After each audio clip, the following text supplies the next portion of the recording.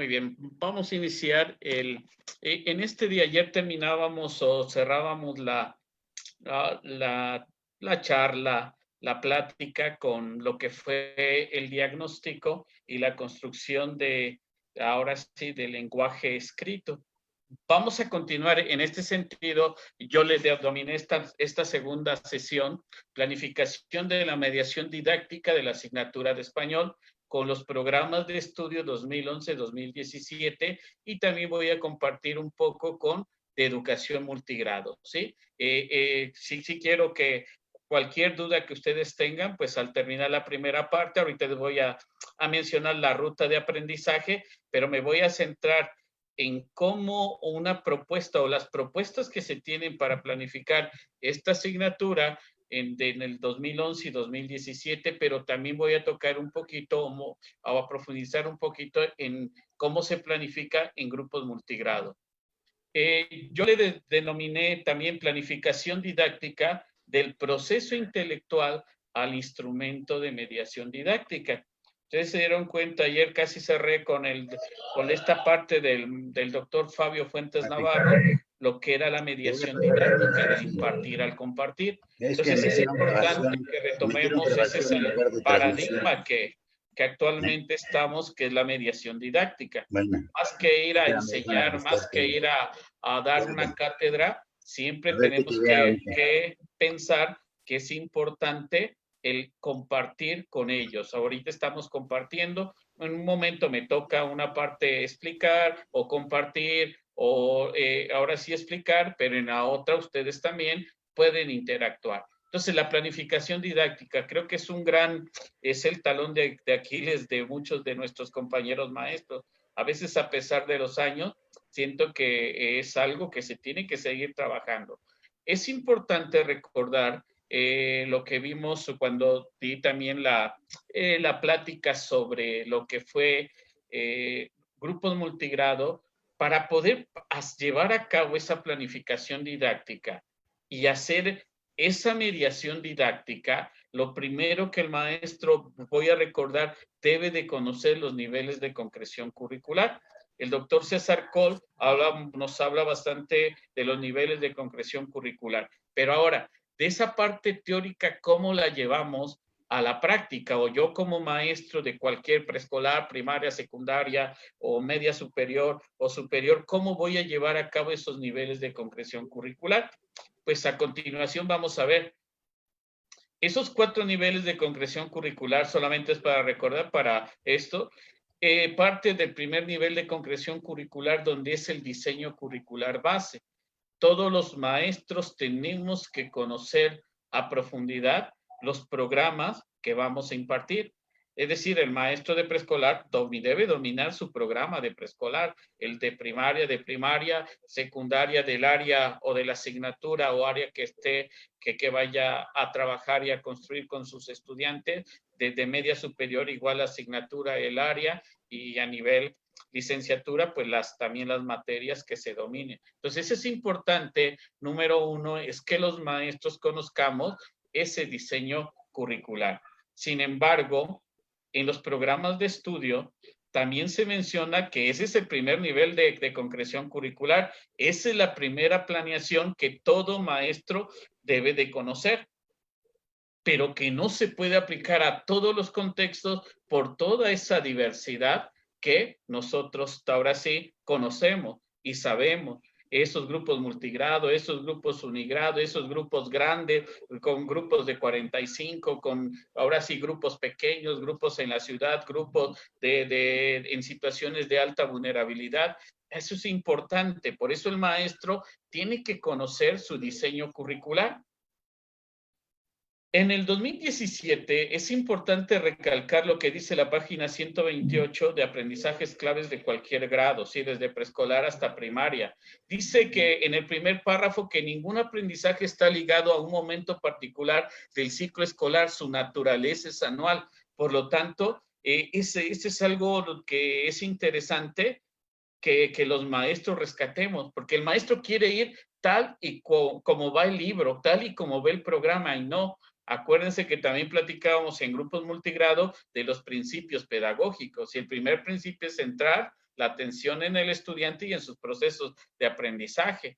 Y número 2, ahora sí, principio pedagógico número 2, planificar para potenciar el aprendizaje. Por lo tanto, debo de conocer los niveles de concreción curricular. Y ahora, ¿cómo los voy a llevar a cabo? Número 1, conociendo los programas de estudio sobre los cuales voy a impartir. De ahí nos pasamos al siguiente nivel de concreción curricular, que eso se tiene que ver reflejado desde que nosotros trabajábamos en el año 2000, los programas, el proyecto escolar, donde teníamos que ese primer nivel o ese currículum, ese programa de estudio lo tenía yo que adaptar ¿a qué? A las condiciones de mi escuela, a las condiciones de la comunidad a donde estaba. Posteriormente, cuando empezamos a trabajar con ahora sí lo que fue el programa o bueno, antes de lo que fue el anterior fue el programa escolar de mejora continua y ahora el programa escolar, el programa escolar de mejora continua y anteriormente la ruta de mejora. Aquí está. Es decir, si se dieron cuenta en las 8 sesiones que teníamos de lo que fue el proyecto escolar, era cómo voy a ir adaptando ese programa de estudios a las características de mis estudiantes y no que los estudiantes se vayan adaptando a lo que es el programa de estudios. Ese es el gran paradigma que yo quiero que se rompa. Por eso fue ahora sí la plática de ayer. ¿En qué modelo estoy? ¿Qué tipo de maestro soy? Si yo soy un técnico, pues no queda otra, pobres niños, van a tener que adaptarse a que el maestro va a ir, ahora sí, lección por lección, página por página, lo que dice el libro, tal y como ahorita están impartiendo muchos directores, sesión 1, sesión 2, sesión 3 de esta semana. En vez de enriquecerlo con otras cosas, lo están llevando a cabo como si fuéramos unos técnicos. Es decir, nos quedamos en el primer diseño curricular. Pero acá, en el segundo nivel de concreción curricular, el maestro parte de las características de la comunidad. Por eso hay que hacer un diagnóstico que va en ese programa escolar de mejora continua. Pero no solamente de esto. Tiene que haber también un diagnóstico de qué, un diagnóstico de la escuela, con qué materiales contamos, con qué espacios contamos, cuántos maestros son, todo lo que ayer platicábamos también. Cuando llegamos al tercer nivel de concreción curricular, es adaptar, ahora sí, a partir del acuerdo que quedamos en esos programas escolares de mejora continua, ahora voy a ver cómo llevo ese currículum a mi grupo, partiendo casi como autor, así como base, el diseño curricular, pero siempre adaptándose a las características de ¿qué? De nuestros niños. Y el cuarto nivel de concreción curricular tiene mucho que ver con lo que dice el principio pedagógico número 12, también lo que fue el tutoreo, ¿sí? La parte del tutoreo, donde dice que además de que existen niños que presentan rezago educativo, también hay niños que presentan aptitudes sobresalientes. Es decir, 1 de cada 10 niños presenta aptitudes sobresalientes. Por lo tanto, hay un cuarto nivel que se ajusta a las características tanto de los niños que van en rezago como aquellos niños que sobresalen, ahora sí, a la mayoría de nuestros estudiantes. Eso es importantísimo tocar, esos 4 niveles de concreción curricular que los maestros tenemos que hacer para que podamos adaptar el currículum a las características de nuestros estudiantes y no que nuestros estudiantes se adapten a las características o al programa de estudio, ¿sí? Eso es un paso importante que todos los maestros tenemos que hacer. Pues y esto lo dicen los programas de estudio, ¿sí? Por eso dice que con base el 2000, página 128, párrafo 3, dice que con base en el contexto de cada escuela y de las necesidades e intereses particulares de los alumnos del grupo, el profesor podrá seleccionar y organizar los contenidos, es decir, los aprendizajes esperados que estructuran cada programa de estudios. Fíjense bien, lo dice el programa de estudio. En 2011 también es necesario considerar que esta es una programación de alcance nacional y por tanto presenta las metas a alcanzar como país, atendiendo a su flexibilidad. Esta requiere de su experiencia como docente para hacerlas pertinentes y significativas en los diversos contextos y situaciones. Por lo tanto, es importante que los maestros conozcamos los niveles de concreción curricular y cómo el programa escolar de mejora continua es el segundo nivel. Por eso, si se dan cuenta, tenemos que analizar gráficas, en qué asignaturas van más rezagados nuestros niños. Cada mes vamos y compartimos experiencias para ver cómo van avanzando, pero aquí lo triste es que solo lo hacemos de manera administrativa. Cuando vamos a la realidad a veces es otra. Entonces tenemos que empezar a ver y que nuestros maestros conozcan, número uno, ese diseño curricular base y que hagan buenos diagnósticos. No diagnósticos como del ISSSTE y como del Seguro Social. Yo siempre le he dicho que nunca dan con la enfermedad que tenemos. Siempre para toda enfermedad, ¿qué nos dan para todo dolor? Paracetamol. Y así nosotros, cuando hacemos malos diagnósticos para todos nuestros niños, le damos paracetamol pedagógico, para todos lo mismo. Y no, tenemos que llevar a cabo estos niveles de concreción curricular. Bueno, con este preámbulo, ahora vamos a ver qué es lo que quiero compartir con ustedes. Esta es nuestra ruta de aprendizaje. Primero es importante para que yo pueda llevar a cabo. Ya no la puedo hacer desde aquí. La planificación didáctica, es importante que los maestros conozcamos los propósitos de la asignatura, tanto del 2011 como 2017. ¿Por qué 2011-2017? Porque acuérdense que los maestros de preescolar, primero y segundo de primaria y secundaria, trabajarán con el 2017 y tercero a sexto y tercero de secundaria 2011. Por lo tanto, tengo que conocer todos o los dos, ahora sí, los propósitos de los dos programas.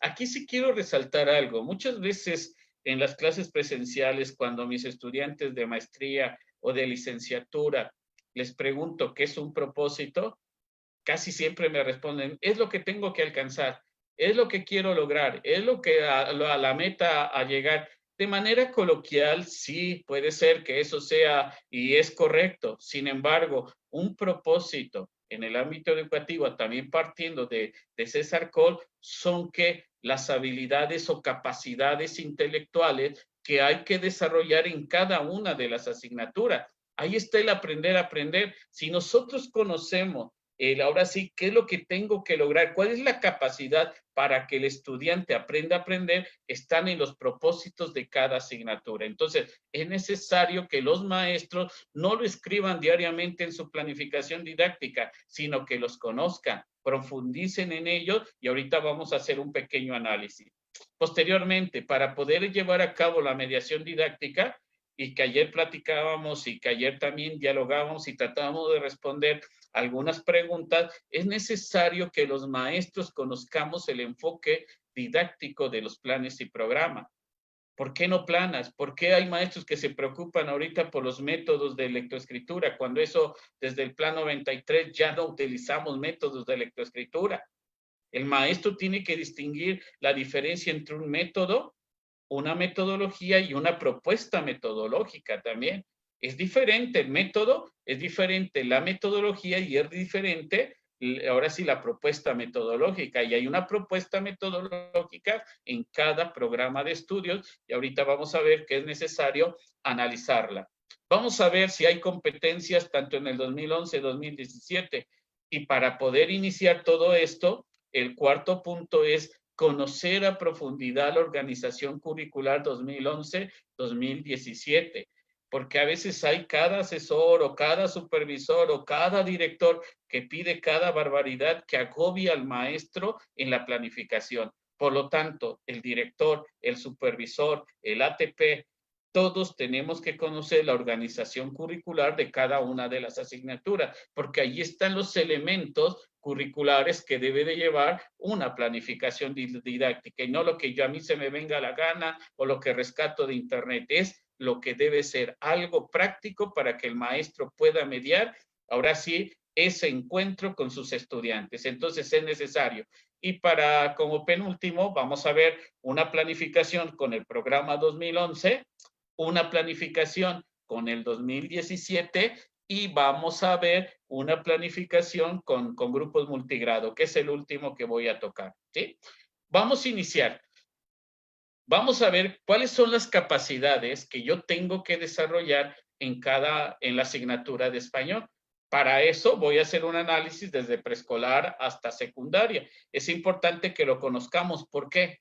Muchas veces cuando trabajamos con los ajustes razonables a nivel curricular y vemos un niño que en tercer grado todavía no ha logrado el principio alfabético del lenguaje escrito, entonces tengo que regresarme a veces hasta preescolar para ver, ahora sí, para que el niño tenga ese escalón y pueda seguir avanzando, porque si no, por más actividades o ahora sí, propuestas que yo le haga, si el niño no tiene el conocimiento, por eso la importancia de los conocimientos previos, el niño no va a lograr ahora sí construir un aprendizaje significativo. Por eso debo de conocer todos los propósitos desde el nivel preescolar.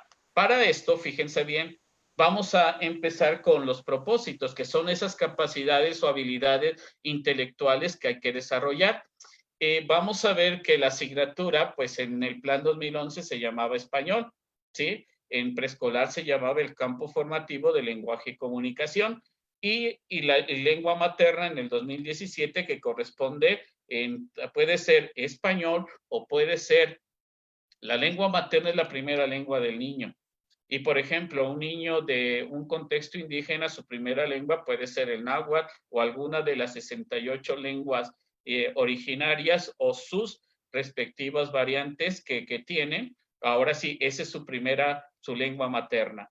O los niños con alguna discapacidad, entre ellas, por ejemplo, de lenguaje, por ejemplo, de discapacidad auditiva, pues es su lengua materna es la lengua de señas mexicana. Entonces es importante empezar a distinguir todo esto, ¿sí? Pero me voy a centrar ahorita en lengua materna, español, ¿sí? Si nosotros nos damos cuenta, en este primer cuadro, yo lo que quiero recalcar que el punto de partida de estas capacidades es importante que veamos cuál es la diferencia o cuál es la continuidad. Si nosotros nos damos cuenta, hay mucha continuidad entre los propósitos generales del Plan 2011 y los propósitos generales del Plan 2011, que el estudiante utilice el lenguaje, ¿sí? En diferentes situaciones comunicativas. Y regresando acá, ahora sí, lo que son las prácticas sociales del lenguaje. Entonces es importante. Hay 4 habilidades que debemos de desarrollar en nuestros estudiantes: que el niño sepa escuchar, que escuche, que el niño hable, que el niño lea y que el niño escriba. Son las 4 habilidades que es importante que yo como maestro, que están englobadas y se dan cuenta en cada uno de estos propósitos, ¿sí? Pero es importante que lo conozcamos. Algo también que quiero rescatar en estos propósitos y que ayer mencionaba yo en este diagnóstico, y que muchos maestros ahorita que están haciendo su plan para remedial, su plan de trabajo con los niños, se están llenando de contenidos, por ejemplo, en la asignatura de español, y no, tienen que ver con cuáles son los tipos de texto, ¿sí? El niño, ahorita que veamos el enfoque, desde hace mucho tiempo, desde el 93, trabajamos a partir de los textos. No trabajamos a partir ahora sí, de letras aisladas o de esto, sino trabajamos a partir de los textos. Y aquí lo resalté para que nosotros veamos el lenguaje, esas 4 habilidades y a partir de los diferentes textos, ¿sí? Y nos pasamos a preescolar. Quiero que ustedes analicen, vean la diapositiva que tengo para preescolar. Son los mismos propósitos, ¿sí? Adquieran confianza, en vez de que adquieran, ahora es adquirir confianza para expresar, dialogar y conversar en su lengua, mejorar su capacidad de escucha y enriquecer su lenguaje oral al comunicarse en situaciones variadas. Dice casi un 95% lo mismo. Pasamos al propósito número 2 de preescolar, desarrollar interés y gusto por la lectura, usar diversos tipos de texto. Fíjense bien, por ahí hay alguna más, les comentaba yo el día de ayer, una maestra me habló y estaba muy preocupada porque en las actividades que le mandó a sus estudiantes, quería encontrar un aprendizaje esperado que dijera que iban a trabajar vocales. Y no, o sea, es que el niño debe utilizar diferentes tipos de texto, identificar para qué sirven, iniciarse en la práctica de la escritura y reconocer algunas propiedades del sistema de escritura. Propiedades del sistema de escritura. Posteriormente vamos a ver cuáles son esas propiedades. Decía lo mismo el 2011, dice lo mismo el 2017. Son las mismas capacidades, las mismas habilidades que el maestro de preescolar, de secundaria o de primaria tenemos que conocer, preescolar, primaria y secundaria. Por eso estamos articulados. Entonces, yo maestro, aunque trabaje en secundaria, porque me ha tocado trabajar con maestros de secundarias técnicas, ser maestro de secundarias federales, telesecundarias, y quieren conocer métodos. No, conozcan los enfoques, conozcan qué es lo que hay que lograr en cada uno de los niveles para que yo pueda seguir avanzando. Pero fíjense bien lo interesante que está partir de diferentes tipos de texto y vuelvo a recalcar las 4 habilidades: el lenguaje oral, ahora sí, lo que es hablar y escuchar, y lo que es el lenguaje, también el gusto por la lectura y la escritura. Son las 4 habilidades que vuelven a recalcarse. Pasamos a la primaria. Aquí vuelven a repetirse lo mismo, ¿sí? Situaciones de comunicación oral, vuelve a repetirse aquí, ahora sí, convenciones de la lengua oral, lean diversos tipos de texto, interpretar y producir texto, ¿sí? Producción original de tipos de texto 2011, aquí también interpretar y producir texto que correspondan a las demandas de la vida social, lo que ayer decía. Nuestros niños odian el escribir por los dictados que hacen nuestros maestros en los primeros grados. Sí, el dictado tiene que ser de otra manera. El niño dicta y el maestro es el que debe describir el pensamiento del niño. Por lo tanto, el dictado sí va a estar, pero de otra manera. El que dicte es el niño, para que vea cómo se escribe y conozca las propiedades del sistema de escritura, que se escribe de izquierda a derecho. Una vez que se termina ahí, tiene que volver a empezar. Entonces, el maestro es el modelo, por eso está mediando, pero para eso tiene que conocer que estos propósitos, ¿sí? Sin embargo, acá también descubrimos que además de lo que ya se tenía que trabajar en el 2011, se agregaron otras cosas, por ejemplo, el propósito número 7, donde dice utilizar diferentes medios orales, escritos electrónicos para compartir su experiencia y manifestar sus puntos de vista. Y el 8, reconocer la existencia de perspectiva e intereses implícitos en los mensajes de los medios de comunicación para desarrollar una recepción crítica de los mismos, ¿sí? Tiene mucho que ver con lo que ahora sí tenemos que ir avanzando, se siguen trabajando esas habilidades, se sigue partiendo a través de qué, de las prácticas sociales del lenguaje, se siguen fomentando esas 4 habilidades, pero ahora se agrega que no solamente, ahora sí, con esto que decíamos, niños del siglo XXI atendidos por maestros del siglo XX con una metodología del siglo XIX, pues tenemos que ir evolucionando. Entonces, aquí están los propósitos, las capacidades. Aquí está el aprender a aprender. Si yo no me termino todos los aprendizajes esperados, por lo menos que mi estudiante logre pues estas 8 habilidades que le van a servir para seguir aprendiendo. Entonces, es importante que yo o que todos los maestros conozcamos esta primera parte. Secundaria, sigue con lo mismo. Si nosotros analizamos en educación secundaria, hasta ahí puse la página también para que los maestros de secundaria, telesecundaria y los maestros de español, pues vean que seguimos trabajando con que el niño comprenda y produzca textos, ¿sí? Que el niño interprete y produzca textos para responder a las demandas de la vida social 2011. 2017, ampliar su conocimiento de las características del lenguaje oral y escrito y utilizarlo para comprender y producir texto. ¿Sí? Defender sus opiniones, utilizar la escritura para organizar su pensamiento. Pero eso es importantísimo, la organización del pensamiento.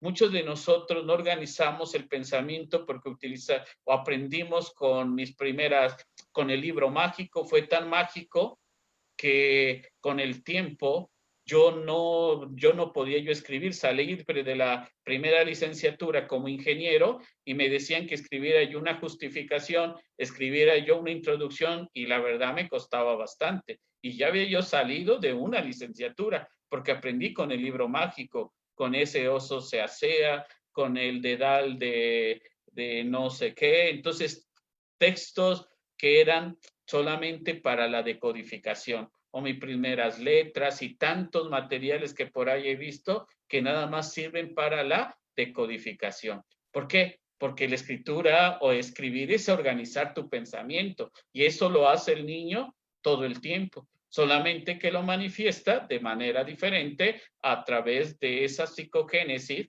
del lenguaje escrito, que tiene mucho que ver con la filo y ontogénesis del lenguaje escrito.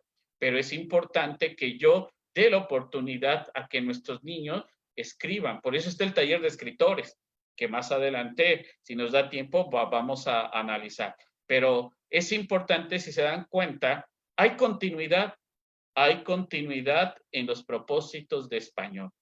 Esos son los propósitos, las capacidades que nuestros niños deben de tener para seguir aprendiendo. Aunque no se termine en el programa de estudios, pero si el niño va ampliando su conocimiento, utilizando los acervos, expresando sus ideas para defender sus opiniones, utilizando la escritura, interpretando y produciendo textos, creo que hemos hecho un buen trabajo.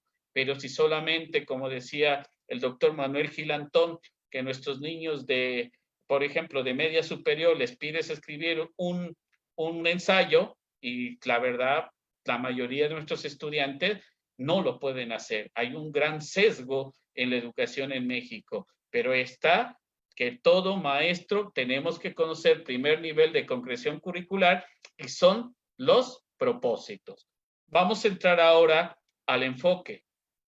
Número 2, el enfoque. Es importante el enfoque pedagógico. Aquí muchos maestros me han preguntado, maestro, ¿me puede ahora sí resumir en una oración el enfoque pedagógico de la asignatura de español? Pues si lo resumiéramos en una oración, sería que el enfoque pedagógico es un enfoque comunicativo, sociocultural, basado en las prácticas sociales del lenguaje. Si nosotros nos damos cuenta, 2011, 2016, seguimos con esas prácticas sociales del lenguaje, pero es un enfoque comunicativo donde el niño comunica lo que piensa, lo que siente, ¿sí? Y trata de interpretar los mensajes también que le llegan a través de diferentes tipos de texto y portadores sexuales, portadores textuales, que para interpretar esa realidad. Son las prácticas sociales del lenguaje que en el 2006 el doctor Daniel Cassani defiende o define como literacidad. Si nosotros analizamos esta diapositiva, ¿sí? Esta diapositiva, vemos que en la página 22 del plan de horas y de primaria, página 22, o secundaria, página 20, dice que se toma comunidad privilegiada para el análisis, adquisición y uso de la lengua oral y escrita al texto, que lo que permite participar en los contextos de uso y función de la lengua y analizar sus unidades menores, fonema, letra, palabra y oración. Esto es lo que es importante, que en la parte de abajo nos dice que este enfoque no es nuevo, sino vemos en la parte de abajo, en la parte izquierda, que desde el 93, ¿sí? Los que conocimos el plan 93, después en el año 2000, un librito ahora sí, de la asignatura de español, un grisecito que por ahí tuvimos, que también estuvo interesantísimo cómo se organizaba y en el cual conocimos mucho sobre esto. Después, con esa modificación que se da a los programas de estudio en secundaria, que está basado en las prácticas sociales del lenguaje, y en el 2011 trabajamos desde preescolar hasta secundaria. Y en el plan 2017 se continúa, que son la práctica cultural y prácticas de lectura basado en las prácticas sociales del lenguaje. Esto es importante, ¿sí? Cuando ayer mencionaba yo o me preguntaban sobre el uso de, por ejemplo, del alfabeto, ¿sí? Del alfabeto, que si se tiene que enseñar, sí, pero no de la misma manera que se aprenda la letra, sino decíamos a través de portadores textuales, que pueden ser, por ejemplo, en un directorio. ¿Sí? Esas son las prácticas sociales. Se puede enseñar esto, ahora sí, los mismos o los aprendizajes esperados, hacer ese análisis, pero ahora sí, de cómo utilizamos los diferentes portadores textuales o los diferentes tipos de texto en la práctica diaria, en la práctica, ahora sí, que tenemos cotidiana. Y pues voy a mencionar un gran error que tenemos a veces los maestros. Si nosotros preguntamos, ¿para qué utilizamos el periódico? Lo utilizamos para diferentes maneras, ahora sí, de diferentes maneras. Lo utilizamos para divertirnos, lo utilizamos para informarnos, lo utilizamos para conocer, lo utilizamos para buscar, por ejemplo, cuando no estaba la pandemia, pues para ir al cine. Es decir, ese es el uso social, la práctica social del lenguaje. Ninguno de nosotros lo utiliza para que recorte palabras con A, o palabras que inician con B, o palabras que inician con M de mamá. O sea, ese no es una práctica social, pero cuando llega ese periódico a la escuela, destruimos toda esa práctica social del lenguaje. Entonces es importante que el maestro, número uno, conozca los propósitos, donde ve las habilidades que hay que desarrollar, qué es lo que tenemos que ver, esas capacidades, que conozca el enfoque número 2 para que pueda planificar. Entonces, es importantísimo todo esto para que el maestro vaya ahora sí profundizando. Acá puse el punto número 4, lo copié tal y cual, porque más adelante cuando planificamos con el 2017, pues vamos a irnos ahora sí, a la sección número 4, donde está no solamente esto, sino está la explicación de lo siguiente, como que nuestros, lo que es el programa de estudios, ¿sí? Ahorita más adelante vamos a ver cómo esas prácticas sociales del lenguaje se dividen en diferentes ámbitos y que nos van a servir para planificar. Antes de esto voy a pasar a las competencias. En las competencias, por ahí algunos maestros preguntan también si el plan 2017 es basado en competencias. No, si nosotros nos vamos a la página 103 a la 106, ¿sí? A la 107 aproximadamente, nos damos cuenta que el plan 2017 está basado en un enfoque competencial. Quiero que lean con calma, por ahí una maestra también me decía, bueno, quiero bibliografía para que me digan cuál es la diferencia entre un enfoque por competencia y un enfoque competencial. Es importante que primero leamos de la página 103 a la 107, desde preescolar hasta secundaria de cualquier grado, ¿sí? Para que yo conozca y por qué es un enfoque competencial diferente a lo que es el plan 2011, que ahí sí hay competencia y que en cada uno de los proyectos que el maestro va ahora sí a trabajar, siempre se las vuelven a poner en todos los proyectos. Primera competencia, que el niño emplee el lenguaje para comunicarse y como instrumento para aprender, ¿sí? No para repetir, no para que empiece con mame, mi, mamú, no para que copie, nada más que tiene bonita letra, sí, pero no está escribiendo, sino que utilice para comunicarse como pueda, como él trate e interprete de lo que es el lenguaje escrito, pero tiene que comunicarse. Identificar las propiedades del lenguaje en diversas situaciones comunicativas, ¿sí? Es importante, es diferente dar es también, por ejemplo, las situaciones comunicativas, es diferente el lenguaje que utilizamos ahorita que estamos en una plática entre maestros, en un curso o en una plática pedagógica, a que si los mismos maestros nos encontramos, por ejemplo, en un partido de fútbol.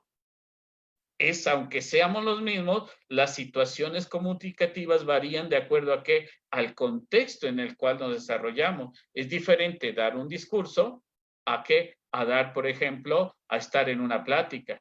O es diferente cómo me dirijo a un amigo a cómo me dirijo a un superior. Entonces, todas esas situaciones comunicativas son lo que se hay que analizar desde preescolar hasta la universidad. Tercera competencia, analizar la información y emplear el lenguaje para la toma de decisiones. Es importantísimo esto, ¿sí? Esta parte razonada y que tiene que ver con los diferentes contextos para decidir. Si yo, por ejemplo, estoy enamorado de una persona, no le voy a mandar, por ejemplo, una carta formal. Tal vez yo utilice y empleo el lenguaje porque hay un tipo de texto que sirve para esto, que puede ser un poema, que puede ser una canción. Si yo quiero pedir un permiso, ¿sí? ¿Para qué tipo de lenguaje voy a emplear? No es lo mismo para una enamorada o un enamorado que para que me dirija yo en una carta formal a un maestro, ¿sí? O a un director o a un supervisor. No le voy a decir de la misma manera porque es la forma en cómo utilizo los diferentes tipos de texto para las diferentes situaciones. Y algo importante, valorar la diversidad lingüística y cultural de México. Quiero recalcar que los maestros no tienen que poner todos los días que planifiquen o cada que planifiquen la asignatura de español las competencias comunicativas, ni las de las 4 de español, las matemáticas o las 5 de geografía, no, tienen que analizarlas, comprenderlas y tenerlas ahí presentes porque es parte de lo que van a desarrollar en todo lo que es el proyecto. Entonces es importante que los maestros conozcamos esas competencias comunicativas.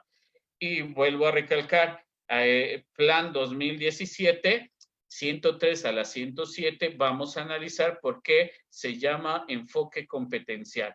Es importantísimo reconocer esa diferencia entre uno y otro.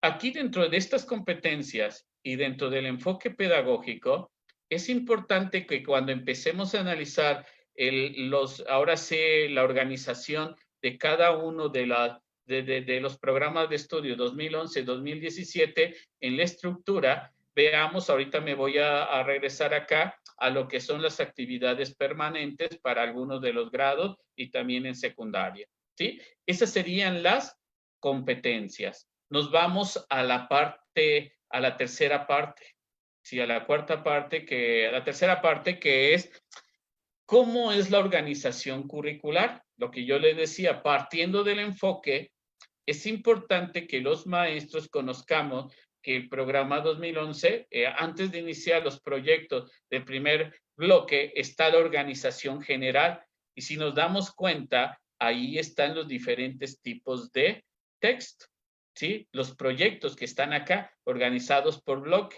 Y están las prácticas sociales del lenguaje, que ahorita vamos a ver a dónde se ven.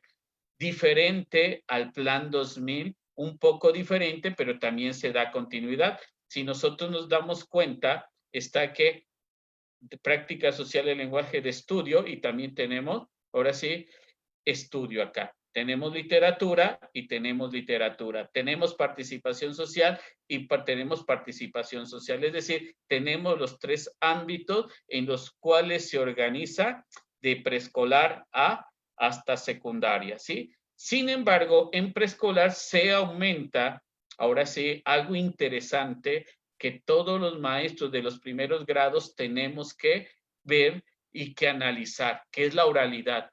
Cómo el niño conversa, cómo el niño narra, cómo el niño describe, cómo el niño explica. Es decir, en cada uno de estos tipos de situaciones comunicativas, el niño utiliza diferente lenguaje, ¿sí?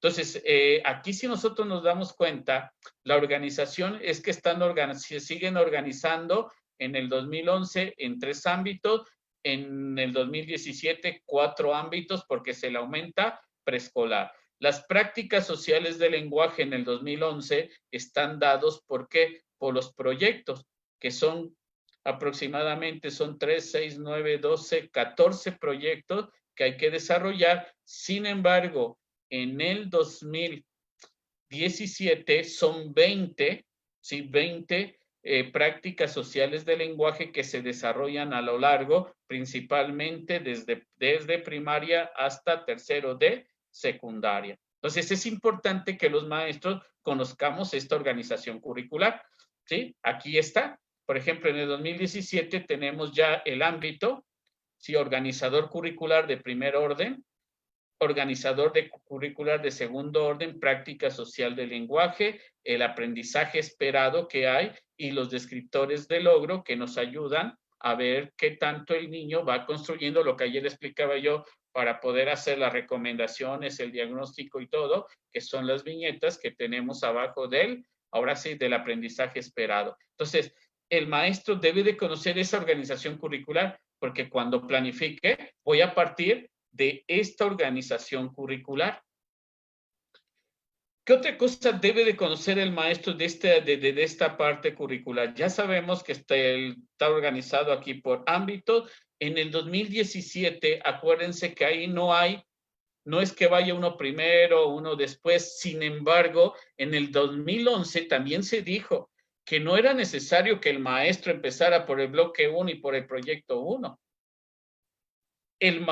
Cuando se dio la capacitación en los diferentes diplomados, yo me acuerdo que recalcábamos mucho que se podía empezar, ahora sí, por ejemplo, podía empezar del bloque número 2, escribir un reportaje sobre su localidad y no afectaba en nada, pero el maestro sigue en ese paradigma tecnicista donde tiene que seguir el libro porque si no, se siente mal el maestro. ¿Por qué? Porque al finalizar esto ya va a aplicar un examen porque eso lo compra la supervisión, cuando no tiene que ser así. Ahorita vamos a ver cómo se tiene que evaluar. Esa es otra forma propuesta de evaluación, partiendo del principio pedagógico número 7, evaluar para aprender, ¿sí? Entonces, es importantísimo esto. Y en el 2017 no tenemos, ahora sí, el maestro tampoco tiene necesariamente que llevar el orden en el que aparece en la sección número 9, sino que ahí está lo que hay que lograr por año, por ciclo escolar. Sin embargo, lo puede tomar, ahora sí, puede empezar por el de participación social, después dice literatura, es decir, no hay un orden y eso es lo interesante. Pero para poder hacer esto, el maestro tiene que conocer sus programas de estudio. Si no, esto no se puede hacer. ¿Qué otra cosa necesitamos conocer? El maestro debe de conocer en el 2011, ¿sí? Por ejemplo, ¿qué elementos curriculares debe de llevar la planeación? ¿Sí? ¿Qué elementos curriculares? Esto es importantísimo porque ya vamos a entrar a planeación, pero ahora, ¿qué elementos curriculares son los que debo yo de conocer? El maestro debe de conocer, ¿sí? Por ejemplo, el bloque, la práctica social del lenguaje, el tipo de texto, las competencias que ya mencionaba yo, no es que lo escriba cada que va a planificar, no, sino que ya las conozcan, los aprendizajes esperados, los temas de reflexión, las producciones para el desarrollo del proyecto, las orientaciones didácticas y la evaluación. Vemos que son muchos elementos curriculares con el 2011, pero ahorita que entremos ya a la planificación con el plan 2011, vamos a ver que no todo esto se pone, sino esto ya está, ¿sí? ¿Por qué? Si nosotros analizamos, ya está en cada uno de los proyectos, está la práctica social, el tipo de texto, la competencia, el aprendizaje esperado, el tema de reflexión y las producciones. Lo único que hay que desarrollar que son las orientaciones didácticas y el instrumento, la forma de evaluación. Entonces, ahorita que entremos a la planificación con el plan 2011, vamos a ver que aunque se ven muchos elementos, no es que el maestro escriba todo esto, sino solamente una parte, solamente el 9 y el 10, que ahorita vamos a ver, ¿sí? En el 2017 vemos los elementos curriculares, que ¿cuáles son esos elementos curriculares? Está la asignatura, el ámbito, la práctica social del lenguaje, los aprendizajes esperados juntos con sus descriptores de logro, las orientaciones didácticas y la evaluación. Son menos y vamos a ver ahorita cómo se planifica, ¿sí? Nos damos cuenta que con esto, ya no voy a explicar esto para que ahora sí de cada uno de los descriptores de todos los programas, porque voy a llevar más tiempo. Sin embargo, de todo esto yo voy a a subir la presentación de ayer y la presentación de ahora, yo se las voy a compartir, de eso no se preocupen, pero aquí está la explicación de cada uno de los componentes que ahora sí, de estos elementos curriculares o los componentes que nos lleva a esos elementos curriculares. Es importante, acá voy a cerrar esta primera parte, que los maestros conozcamos este primer nivel de concreción curricular. No traté muchas cosas, solamente sinteticé lo que yo consideré para esta sesión más importante, porque hay mucho más que trabajar de los dos programas de estudio. Esto es a grosso modo, pero aquí están parte de esto. Solamente para cerrar esta primera parte, en el plan 2011, se nos dice en la segunda parte que traen todos los programas de estudio desde preescolar hasta secundaria de las diferentes asignaturas. En la segunda parte, donde dice guía para el maestro, en el inciso C, que dice modalidades de trabajo, que debemos de trabajar y de planificar esta parte de la mediación didáctica a través de situaciones de aprendizaje. ¿Qué es una situación de aprendizaje? Es incorporar el contexto cercano a nuestros estudiantes, ¿sí? No los libros es un apoyo, pero no, cuando se aprende a través de lo que sucede en el contexto va a ser mucho más significativo que lo que a veces se aprende de un libro, lo que se aprende de un video. A veces lo que el niño le interesa no es lo que está en el libro, sino lo que está en su contexto. Pero es importantísimo y eso se va a poder organizar en proyectos y en secuencias didácticas. Por lo tanto, eso es una parte, la primera parte de lo que vamos o debemos de conocer del primer nivel de concreción curricular. Voy ahora sí a cerrar esta primera parte, estas partes para que ustedes también, ahora sí vamos a trabajar. Ahora que ustedes me compartan, antes de compartir, ahora sí, cómo se debe de planificar. No sé si hay alguna pregunta, algún mediador, para que vayamos. Buenas tardes, maestro Víctor. Maestro. Solamente una pregunta. La maestra Elba, ¿qué opina del programa de artes? Luego le leeré unos comentarios. Ok, ¿qué opino del programa de arte? Del 2017, ¿verdad? Yo creo. Supongo que sí. Ok. Ok, desde el 2017. Mire, el programa de artes, voy a volver a la presentación. Aquí ya lo tengo preparado y ya tengo, vamos a ver, planificación.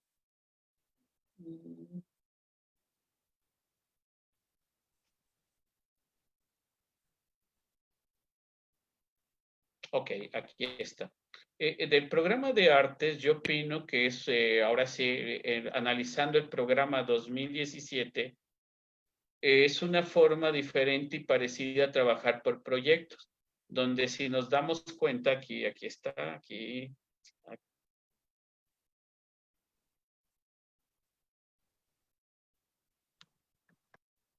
Permítame tantito. Ok, aquí está. Artes, ¿sí? Si nos damos cuenta, el proyecto de artes, perdón, maestra.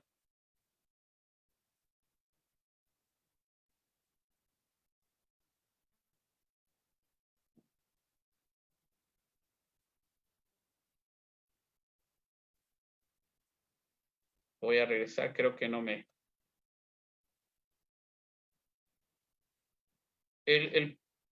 Bueno, aquí está. El programa de artes está dividido, acá se lo voy a poner y le voy a dar mi opinión también, pero hay que conocer esta estructura que tiene, ¿sí? Esta estructura que tiene para que, ok, aquí está. Número 1, está muy bien organizado. Si nosotros nos damos cuenta, es importante que yo conozca del programa de arte, que ahora sí está organizado en que primer nivel o ahora sí lo que llamamos organizador curricular son 4 ejes. Debo de conocer cuáles son esos 4 ejes y que dependiendo de esos 4 ejes, el segundo nivel de organizador curricular son 10 temas. Esos 10 temas se van a lo largo de ¿qué? De lo que es ahora sí, toda la educación primaria y secundaria, y aquí lo tenemos. Si nosotros nos damos cuenta, en la parte izquierda dice que cada eje se organiza en tema, como se muestra en el siguiente esquema. Para mí está muy bien diseñado. Si nosotros si yo quiero que consulten, por ejemplo, si dependiendo del grado, si la maestra está en primer grado o en segundo grado, que es donde se está ocupando ya el programa de estudios de 2017, se vaya a la sección número 10, a la sección número 10, maestra. En la sección número 10 ya está la planificación didáctica. Por ejemplo, acá está eje, práctica artística y dice proyecto artístico. Está aprendizaje esperado. Selecciona y analiza la letra de una canción, etcétera, etcétera. Se va al apartado número 10, por ejemplo, de primer grado y ya está la planificación didáctica. Es decir, ya están las 10 planificaciones didácticas que la maestra va a ir trabajando, por ejemplo, de acuerdo a cómo se organice semanalmente, una parte de ese proyecto artístico lo puede trabajar. Acuérdense que casi siempre el proyecto artístico es donde se culmina, por ejemplo, todo lo aprendido en un semestre, en un tiempo determinado.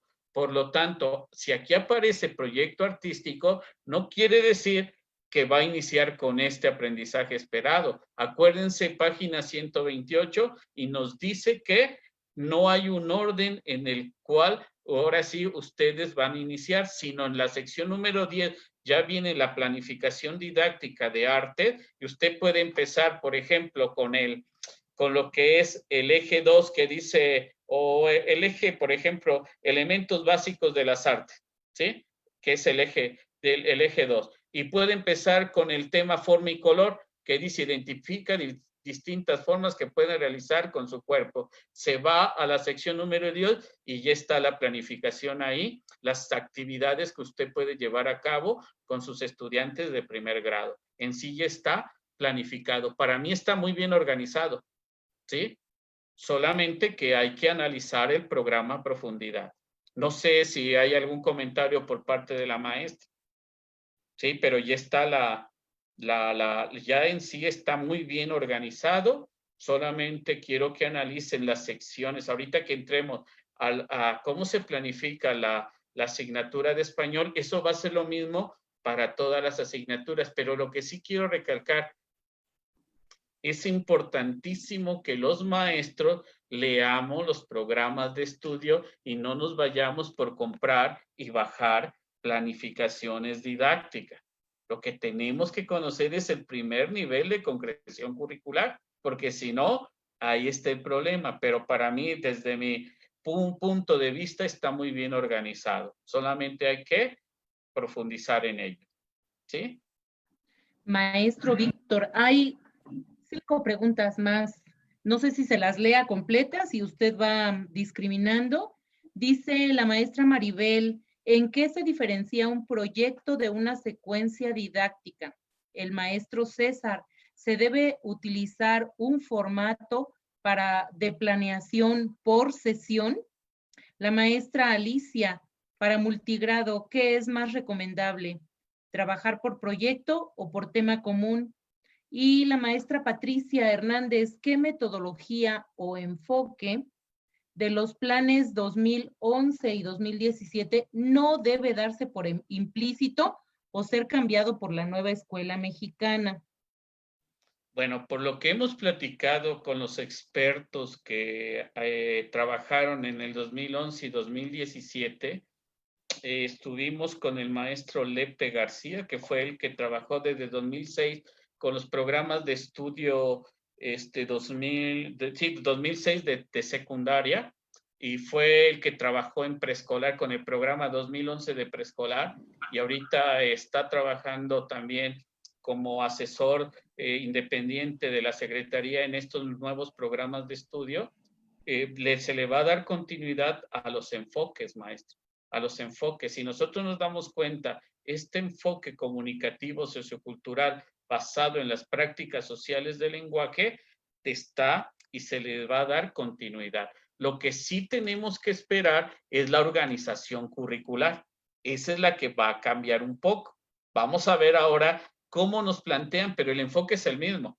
Lo que tenemos que empezar a distinguir es que tenemos que esperar esa organización curricular, ese primer nivel de concreción curricular para conocer cómo está organizado el programa. Pero el enfoque, por lo que hemos platicado con los expertos, también estuvimos con la doctora Irma Fuenlabrada apenas hace poco tiempo, y ella decía que también mencionaba, de acuerdo al enfoque que es basado en situaciones problemáticas para que el niño aprenda la matemática, no va a variar. Lo que puede variar es la organización curricular. ¿Sí? Esa organización curricular es la que varía, porque va a depender de quién trabaje o a quién contrate, y eso tiene mucho que ver, más que con experiencia, que con calidad y con esto, tiene mucho que ver con política educativa y más que nada con política partidista. Desgraciadamente, ahora sí, en los diferentes ámbitos que tenemos, más vale un conocido que el conocimiento.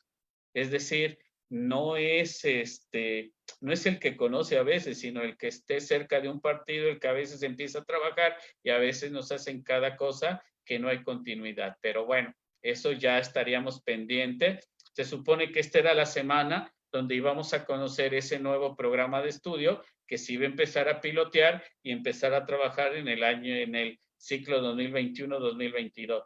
Pero platicando con los expertos que están en los departamentos de investigación educativa, nos dicen que se les va a dar continuidad a lo que ya se viene en el 2017, ¿sí? La otra pregunta, ¿cuál era, perdón? De multigrado. La diferencia entre un proyecto y una secuencia didáctica, ¿sí? Es importante, ¿sí? Adelante, maestra. Está exactamente, dice, ¿en qué se diferencia un proyecto de una secuencia didáctica? Ok. El proyecto, ahorita se lo voy a poner para que los que son visuales lo identifiquen también, ¿sí? El proyecto didáctico, cuando leemos la enseñanza situada ahora sí, de la doctora, se me fue ahorita el nombre por estar buscando, pero ahorita me acuerdo del nombre, ¿sí? La enseñanza situada, que es importante, es una modalidad de trabajo, ¿sí?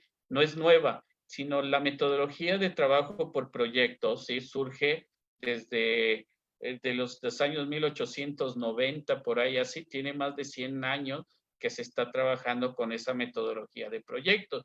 Pero aquí me voy a referir cómo interpretarlo nosotros en el ámbito educativo, ahora sí, desde la planificación didáctica. Partimos que una situación de aprendizaje, incorporando el contexto cercano al niño, puede surgir que un acontecimiento, ¿sí? Y aquí, a partir de un tema que nosotros tenemos y que nosotros podemos partir de ahí, podemos ahora sí planificar. Y entonces, ahora sí, de manera concreta, cuando definimos un proyecto es un conjunto de ¿qué? De actividades articuladas, ¿sí? Ahorita se los voy a leer. Dice que es un conjunto de actividades sistemáticas e interrelacionadas o articuladas para reconocer y analizar una situación, problema y proponer posibles soluciones. Brindan oportunidad para que los alumnos actúen como exploradores del mundo, estimulen su análisis crítico, propongan acciones de cambio y su eventual puesta en práctica. Los conduce no solo a saber indagar, sino también a saber actuar de manera informada y participativa. Los proyectos permiten la movilización de aprendizajes que contribuyen en los alumnos el desarrollo de competencias a partir del manejo de la información, ¿sí? La realización de investigaciones sencillas, documentales y de campo y la obtención de productos concretos. Todo proyecto considera las inquietudes e intereses de los estudiantes y las posibilidades son múltiples, ya que puede traer el mundo al aula. Con grupos multigrado se utiliza mucho o se propone mucho la asamblea. Es decir, que los niños, era como en preescolar, en los años 90, en los años anteriores cuando se partía de un friso, de las necesidades, de lo que el niño quería aprender y conocer. Aquí en primaria puede hacerse de manera general una asamblea y que los niños, ¿qué es lo que quisieran conocer? Por ejemplo, ahorita está el tema de esta enfermedad, pero no solamente esto. Por ejemplo, ahorita está, puede haber todo acontecimiento que sucede alrededor, se puede atraer ahora sí, al grupo y se organiza a través de, ahora sí, diferentes actividades y a eso se le denomina un proyecto, ¿sí? Diferente a las secuencias didácticas. Dice que las secuencias didácticas son actividades de aprendizaje organizado que responden a la intención de abordar el estudio de un asunto determinado. Por ejemplo, un aprendizaje esperado con el nivel de complejidad progresivo en 3 fases: inicio, desarrollo y cierre. Presentan una situación problematizadora de manera ordenada, estructurada y articulada. En el Plan 2011, si nos damos cuenta, en los proyectos, y diferente a la secuencia didáctica, es que el proyecto parte de los intereses de los estudiantes. Sin embargo, también podemos ahora sí ver que en la asignatura de español 2011 hay proyecto. En la asignatura de ciencias naturales hay 3 tipos de proyectos también a partir de 3er grado. Proyectos, por ejemplo, científicos, proyectos tecnológicos y proyectos ciudadanos. Y también al terminar el bloque de cada de la asignatura de, por ejemplo, de geografía, se termina con un proyecto. Entonces, ya los proyectos en el Plan 2011 están organizados. Que los podamos organizar, claro que sí. Eso se organiza y todo proyecto también tiene un inicio, un preliminar, que es, por ejemplo, ¿de dónde surge el proyecto? De la asamblea, de las necesidades de los niños. Posteriormente, se hace la primera parte, la organización del proyecto, que es el inicio, ¿sí? Organizamos el proyecto, qué es lo que se va a investigar, las partes o los elementos, las situaciones, los lugares donde vamos a investigar. Se sale a investigar, se regresa al aula. La segunda parte es vincular los aprendizajes esperados de los programas de estudio con el proyecto que estoy trabajando. Y pues empezamos a vincular lo que del contexto sale con los con los aprendizajes esperados de las diferentes asignaturas. Y entonces surge ahí las actividades y a partir de esto organizamos esos aprendizajes esperados y diseñamos secuencias didácticas, ¿sí? Entonces, de manera general, los proyectos es una forma de trabajo y una forma de organizar la práctica pedagógica. Por ahí también leía yo antes de ver esta presentación, es que ahorita voy a mostrar los 2 tipos, cómo se trabaja por proyectos y cómo se trabaja por secuencias didácticas en la asignatura de español. Sí, eso es lo que voy a mostrar posteriormente para que quede más claro esto en la asignatura de español, pero lo podemos trabajar en español, en matemáticas, en ciencia, en historia, y cierro esta respuesta con lo siguiente. Por ahí hablan mucho de la transversalidad. Hay conceptos que están mal conceptualizados en los maestros que trabajamos a veces se puede decir el teléfono descompuesto. Confundimos, fíjense bien, globalización con transversalidad, con interdisciplinariedad y con lo que es correlación. El maestro cree que es lo mismo y no es lo mismo. La transversalidad tiene mucho que ver con el principio pedagógico número 9 del Plan 2011, temas de relevancia social. ¿Qué es la transversalidad? Fíjense bien, voy a tratar de definir rápidamente estos 4 conceptos: globalización, transversalidad, interdisciplinariedad y lo que es la correlación, ¿sale? La globalización en la enseñanza viene desde hace mucho tiempo, por ahí se utilizaba desde los años 1880 la globalización, que el niño tenía que aprender de manera holística. ¿Ya se acuerdan que terminé con la parte holística? Es decir, El niño no aprende de 8 a 9 a hablar y de 9 a 10 aprende a caminar y de 10 a 11 aprende a platicar. No, simplemente el niño aprende de manera holística. Entonces, la globalización de la enseñanza es la forma psicológica en cómo aprendemos los seres humanos. ¿Y cómo aprendemos los seres humanos? De manera holística, es decir, no por partes, parcializado el conocimiento, sino aprendemos de manera, o sea, al interactuar con el mundo, no nos dan horario, no nos dan trabajos específicos, simplemente aprendemos por interactuar con el mundo. Esa es la globalización de la enseñanza, donde globalizamos a través de esta parte psicológica de cómo aprendemos los seres humanos y aprendemos de manera holística. Pero para organizar el trabajo se propuso el principio pedagógico número 9, que es utilizar temas de relevancia social. ¿Por qué es transversal? Porque se puede trabajar en cualquier grado, ¿sí? En cualquier grado. Por ejemplo, un tema transversal es el cuidado sustentable del medio ambiente. ¿Se podrá trabajar en preescolar? Claro que sí. Cuidado del medio ambiente, se puede trabajar en primaria, en secundaria, en media superior, hasta en la universidad. Es decir, es un tema que ahora sí que está en todos los grados. Entonces hay 11 temas transversales que es necesario que los analicen en el principio pedagógico número 9 y también en la asignatura de formación cívica y ética. Y dice, ahora sí, trabajo transversal. Esa es la transversalidad. No es cómo se trabaja una materia con otra, eso no es transversalidad. Eso nunca va a ser transversalidad. Eso se llama trabajo multidisciplinar o interdisciplinar. Si se dan cuenta, si aprendemos de manera holística, entonces nos dan una propuesta de 11 temas que podemos escoger, entre ellos educación financiera, cuidado del medio ambiente, formación cívica y ética, el uso de la tecnología, es decir, hay muchos temas. Y algo importante de la transversalidad es que son temas actuales y que tienen una gran carga de valores. Esa es la transversalidad, para que se trabaje de manera interdisciplinaria o multidisciplinaria. Para eso hay que leer mucho a Edgar Morin para que analicemos lo que ayer hablábamos con el cuarto modelo de la complejidad. ¿Sí se acuerdan? Que el mundo es complejo.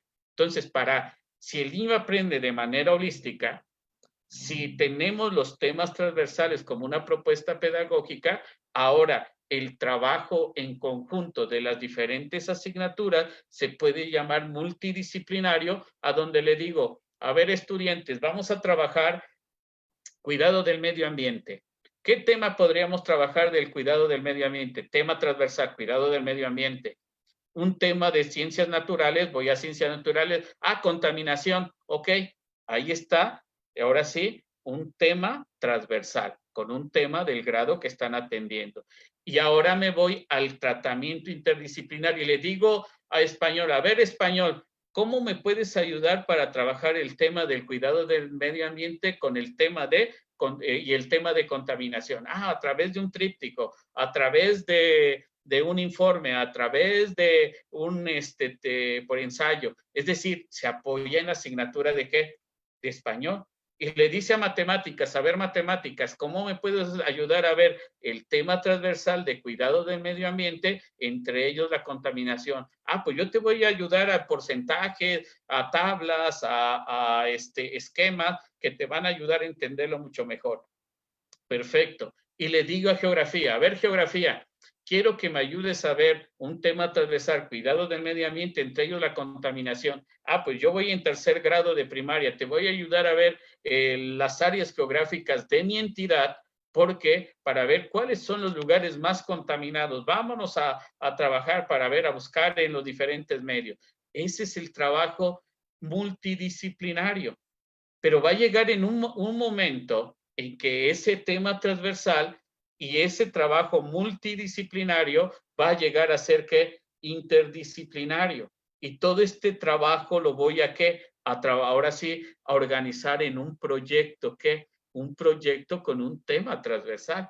Ese es el proyecto. Y voy a hacer mis secuencias didácticas de las diferentes asignaturas hasta llegar a un producto. Eso es lo interesante, pero a la transversalidad son esos temas. Y el último concepto que a veces confundimos es esa correlación. La correlación tiene mucho que ver con lo que en la PEN 5 se veía, la gradualidad con la que se ve un tema, esa correlación, esa relación que existe. Por ejemplo, el cuento o este tema transversal lo podemos ver en preescolar, lo podemos ver en primero, en segundo, en tercero, en sexto. Lo único que va a variar ¿qué es el grado de qué? De profundidad y de gradualidad con lo que abordemos esto. Y ya eso se llama la correlación. Y en la PEN 2005 y lo que es la sección número 8 de primaria y secundaria de todas las asignaturas, está en la sección número 8 de todas las asignaturas, esa correlación parecido a lo que venía en el plan 2000, en el PLAPEN 2005. Pero eso es parte de lo que podemos trabajar y respondiendo a que en multigrado se pueden unificar actividades, claro que sí, ahorita voy a dar un ejemplo y para cerrar con lo que es la transversalidad. Solamente sí quería que quedara bien entendido que hay que distinguir globalización, transversalidad, inter y transdisciplinariedad, que ahorita no voy a explicar por el tiempo, pero y también lo que es correlación, ¿sí? No sé si hay alguna otra duda o algún otro comentario. A mí me interesa más que interactuemos así porque surgen nuevas cosas que tal vez no estaban pensados para esto, pero ese es un conversatorio. Aunque ustedes no están conversando acá, pero estoy viendo el chat y me ayuda también a reflexionar sobre lo que estamos haciendo. Maestra, la que está llevando o conduciendo, ¿alguna pregunta o algo? ¿Alguien más? Sí, maestro, mire, entre la maestra Esther y Araceli, que hablan sobre multigrado, ¿se pueden unificar las actividades? Y es lo mismo unificar y usar la transversalidad. Yo creo que ya están respondidas, maestro, pero de todos modos se las manifiesto. Luego la maestra Irlanda, ¿qué sugerencia de trabajo nos puede dar para trabajar en esta situación de pandemia si seguimos con el trabajo en casa? Y la maestra Adriana, ¿cómo se rompe el paradigma de la alfabetización con los padres de familia? Sería la última pregunta, maestro. Ok. Miren, es importante, voy a responder a la última y después la otra, la anterior. Desde el año 2000 y en los libros que teníamos del maestro de primero a cuarto grado con el plan 93, se recalcaba mucho esta parte que teníamos que citar a los padres de familia para explicarles este proceso, no para que lo conocieran y lo comprendieran como nosotros como maestros, sino para que vieran que es una nueva forma de trabajar. Ayer les decía yo que leyéramos la página 73 de los programas de estudios 2017, donde las investigaciones nos dicen que los niños, ahora sí, a veces tardan o se logran la adquisición del lenguaje escrito hasta el segundo año. Y a veces muchos, y he trabajado con muchas, ahora sí, muchas escuelas particulares, donde lo que venden ellos es que un niño de preescolar ya sale leyendo. Y muchos maestros me preguntan, ¿y es posible? Claro que sí. Aquí lo importante es analizamos los propósitos, ¿no? ¿Qué es lo que debe de lograr un niño en preescolar?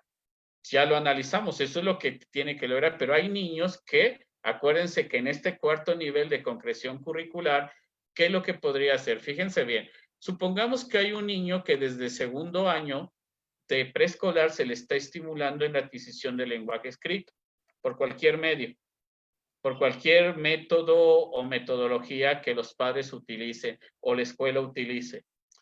Y llega a tercer grado de preescolar y ya, o sea, siguen con ese método, llegan a primero de primaria y a ver, ¿qué es lo que pasa? El niño se aburre, el niño se rezaga, el niño, o sea, no, o sea, adelantamos procesos que no, o sea, que en vez de un beneficio cognitivo, perjudican al niño. Cuando se lleva el proceso que se está en los programas de estudio, en los enfoques desde preescolar, entonces puede ser que haya niños desde segundo de preescolar ya lo adquieran y ya estén, entonces puede ser que a este niño, llevando este proceso, puede ser que el niño tenga aptitudes sobresalientes. Entonces, ¿qué es lo que hago con él desde segundo de preescolar? Lo hago candidato para que se haga el tratamiento con niños de aptitudes sobresalientes, se llama aceleración, o lo que es que se brinque un grado, ¿verdad? Es decir, puede ser que lo haga yo candidato para que no curse tercero de preescolar y lo mandemos a primero de ¿qué? De primaria. O puede ser que lo detecte yo en tercero de preescolar y ya no curse primero, sino que se vaya se llama aceleración, a segundo de preescolar. Digo, a segundo de primaria. Puede ser en todo caso que eso puede que nos ayude a estos niños que adquieren el proceso sin estos métodos comprados de Filadelfia, el Mijares y todos estos que venden carísimo y que a últimas solamente decodifican, ¿sí? Entonces es importante que el maestro se apropie de esta metodología. Entonces, sí es importante que empecemos a trabajar con los padres de familia, ¿sí? Se me olvidó la otra pregunta, ¿qué es lo que decía? De la maestra Irlanda, ¿qué sugerencia de trabajo nos puede dar para trabajar en esta situación de pandemia si seguimos con el trabajo en casa? Y ha llegado, bueno, el maestro César, también ya había una pregunta parecida. ¿Se debe utilizar un formato de planeación por sesión o por aprendizaje? Ok, ahorita vamos a ver que para el 2011 es diferente al 2017. Voy a dar respuesta y puede ser que utilicemos un formato, pero es a sugerencia nada más. No es que sea obligatorio, puede ser en el cuaderno y también es válido solamente que contenga los elementos que debe tener, ahora sí, lo que ahorita vamos a proponer, ¿sí? Entonces es importante que yo como maestro conozca estos enfoques y conozca la organización curricular para responder si hay un formato, ¿sí? Con respecto a qué sugerencias dar, es importante que el niño el niño en casa, número 2, primero esté bien de salud, ahora sí, número 1. Número 2, es que en vez de mandarle tantas guías didácticas, tantas cosas, número 1, primero hay que enamorarlo a que lea, ¿sí? Tenemos primero que el niño se acerque a los diferentes tipos de texto con el amor hacia ellos, por la lectura, ¿sí? Puede leer, y yo le digo a mi hija, puede leer en el internet, puede leer, ahora sí, libros digitalizados, pero si tenemos una biblioteca, siempre es leer. Acuérdense que si el niño no ve a papá y mamá leyendo, aunque yo lo ponga yo a leer, pobres niños, cuando he vivido con niños que van en primer grado, lloran, y ahora sí hacemos odiar la lectura porque todos los días los ponen a leer, ahora sí, lecturas ficticias. ¿Por qué no lee las cosas que compra en el mercado? ¿Por qué no lee los medicamentos si alguien está enfermo? ¿Por qué no lee, por ejemplo, los productos que están en la despensa? ¿Por qué no lee los trípticos que llegan a la casa de los diferentes medios? Eso es verdaderamente enseñar ahorita en esta pandemia y no mandarle que conteste tantas guías que a últimas quien termina contestando son los papás, porque a veces los maestros los vamos a revisar y les vamos a poner una calificación y aprendemos para quedar bien con ellos y no aprendemos por el aprender. Entonces hay muchas sugerencias. Yo ahorita voy a compartirles por medio del chat algunas sugerencias para trabajar en casa, ¿sí? Con niños desde preescolar hasta secundaria, y lo principal es lo que yo decía, es enamorar a la lectura, ¿sí? No mandar tantos trabajos a los niños que los agobien. Eso es importantísimo, la buena salud del niño, y que no odie ese trabajo académico, sino mandarle actividades como la que yo les dije, ¿no? Que lea productos, que lea todo. En la casa hay mucho portador textual, ¿sí? En la casa a veces tenemos también una biblioteca. Vamos a invitarlo a leer, pero si yo todo el tiempo estoy en la televisión, todo el tiempo estoy en el celular, pues lógico que el niño, ¿cómo va a tener un modelo de lectura? Yo lo obligo a leer, pero yo no leo, pues nadie da lo que no tiene. Entonces es importante que el padre primero se haga conocedor de esto, explicarle a los padres de familia que ellos se enamoren a sus hijos a través de los diferentes portadores textuales que hay en la vida diaria, ¿sí? Eso es importante. Por acá dice, excelente, bueno, no sé, es muy importante conocer el enfoque y la teoría, muy bien, para el diseño de estrategias. Me voy a la segunda parte porque ya casi terminamos. Voy a ver, con todo este preámbulo que tenemos entre lo que fue los niveles de concreción curricular, el conocer parte de los programas de estudio, ahora me voy a enfocar a cómo se planifica, y dando respuesta a lo que dice el maestro, cómo se planifica la asignatura de español con el plan 2011, ¿sí? Vamos a ver cómo se planifica la asignatura de español con el plan 2011. Es importante mencionar que el plan con los maestros de tercero de primaria a sexto van a trabajar de esta forma, ¿sí?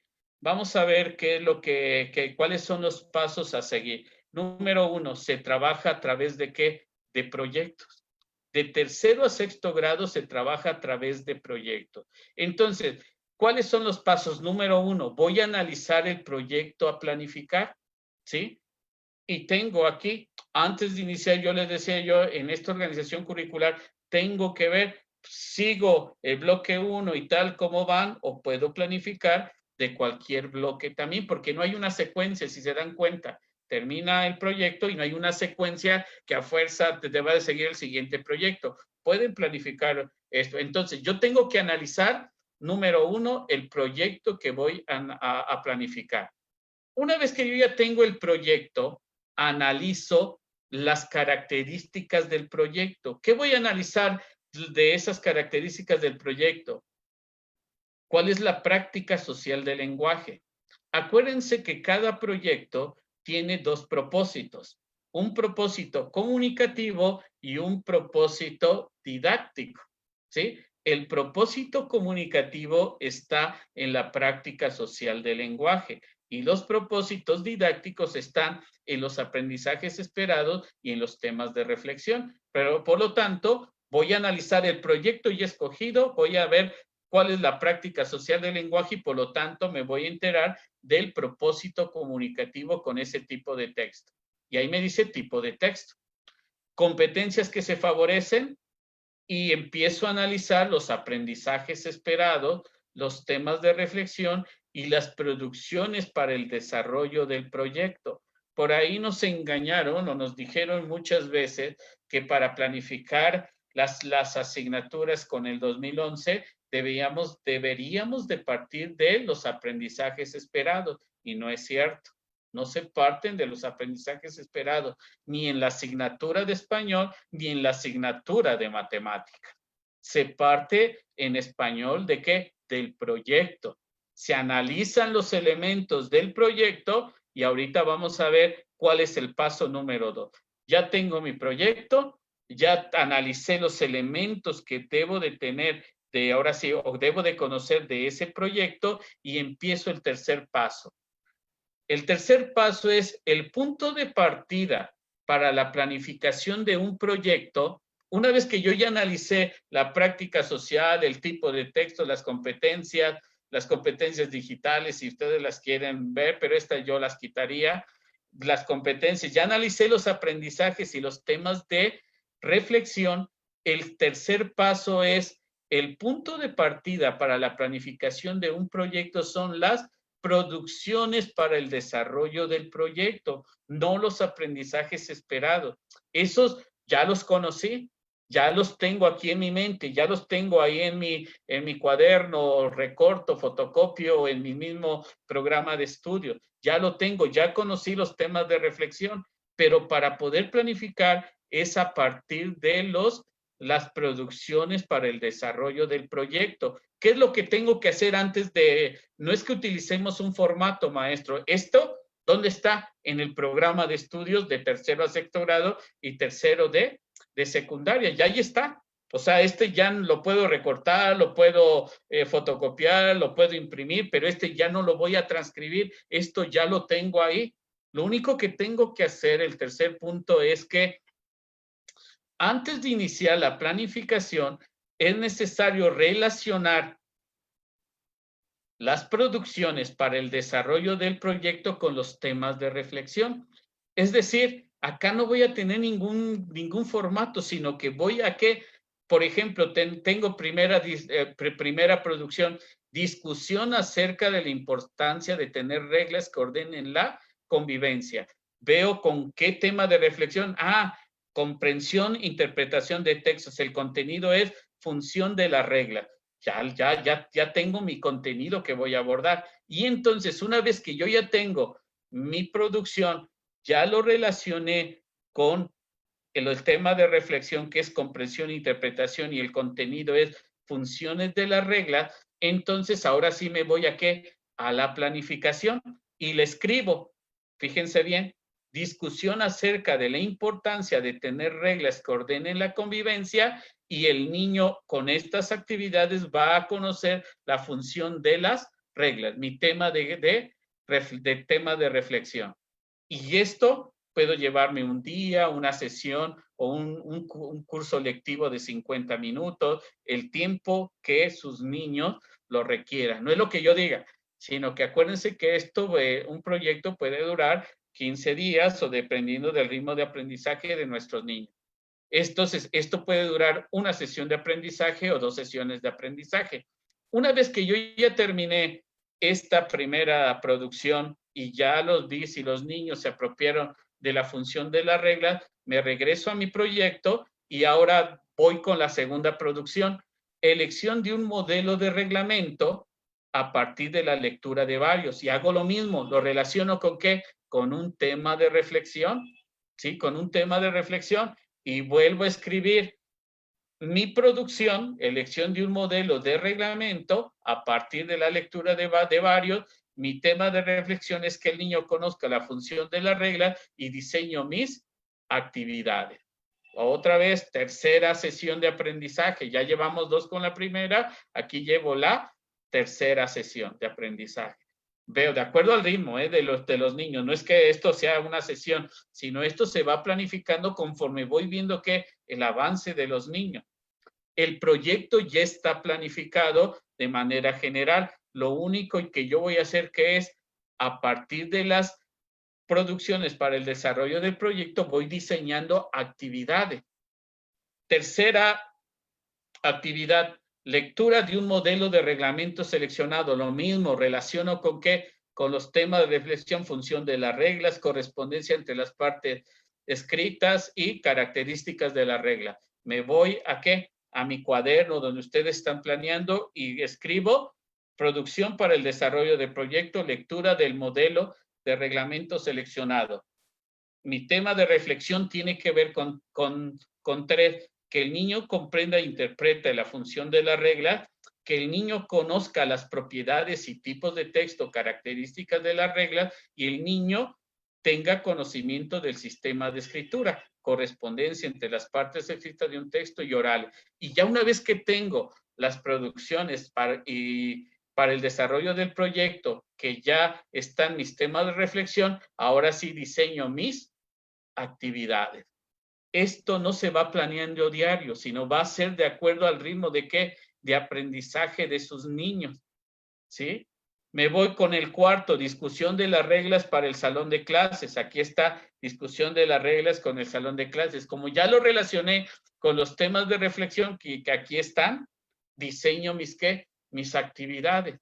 No es un formato, sino es la forma en cómo sugerencia que nos dio el Plan 2011 y nos está dando para planificar un proyecto, ¿sí? Me voy a la siguiente, ¿qué?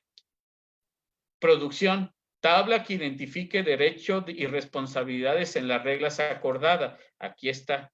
Sí, borrador de tablas de derecho y responsabilidad, mi tema de reflexión y mis actividades. Ya llevo una semana con estas actividades. No es que se planifique diario la asignatura, sino va a depender del ritmo de ¿qué? De aprendizaje de sus estudiantes, ¿sí? De las actividades que yo planifique a partir de ¿qué? De la producción y los temas de reflexión que están en este lado.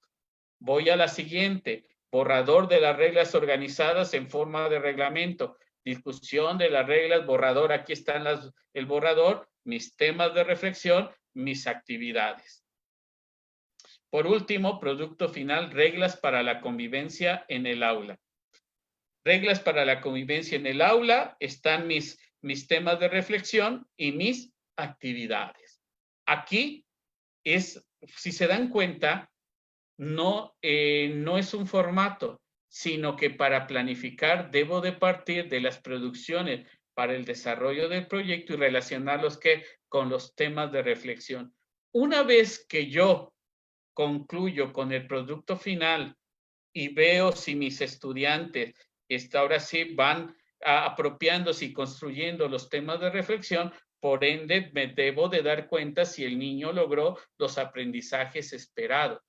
Y nos damos cuenta que no se planifica por aprendizaje esperado, se planifica a partir de las producciones para el desarrollo del proyecto. Y por último, elaboramos un instrumento de evaluación por cada producción ¿de qué?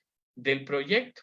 ¿Sí? Aquí hay un ejemplo, están las producciones en la parte izquierda y están los indicadores. Por ejemplo, no voy a leer todo, sino dice, discusión acerca de la importancia de tener reglas que ordenen la convivencia. ¿Qué voy a observar en los niños? ¿Identifican problemas de convivencia en el salón de clases? ¿Reconocen la necesidad de establecer reglas de convivencia?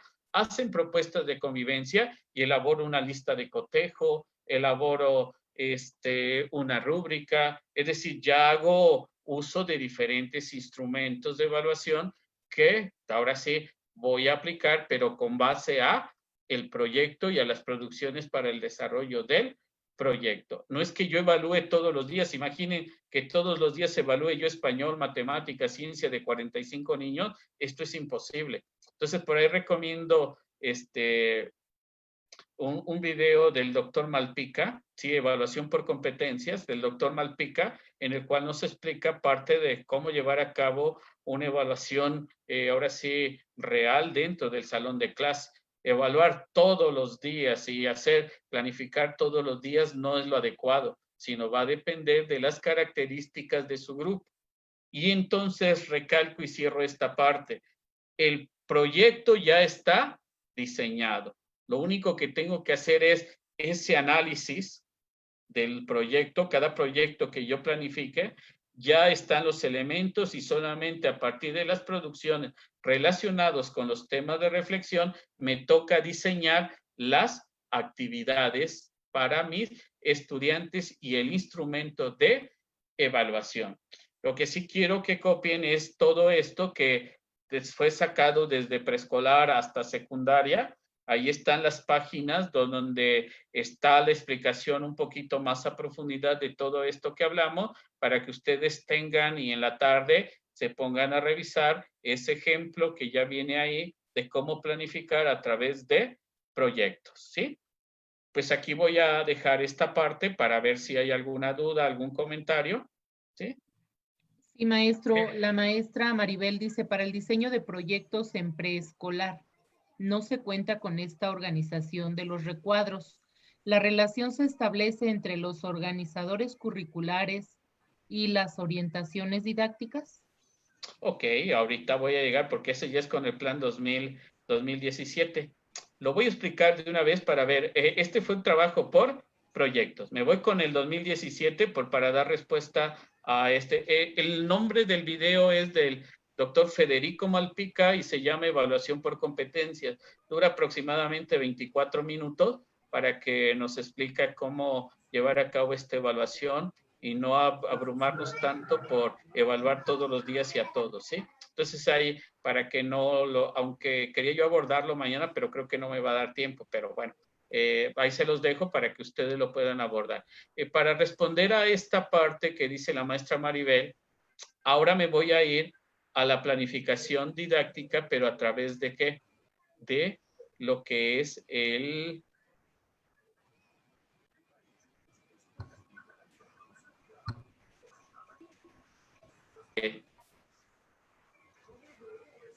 Para secundaria también aquí están las páginas para que ustedes no también ya di para preescolar con el 2011. Aquí están las páginas también.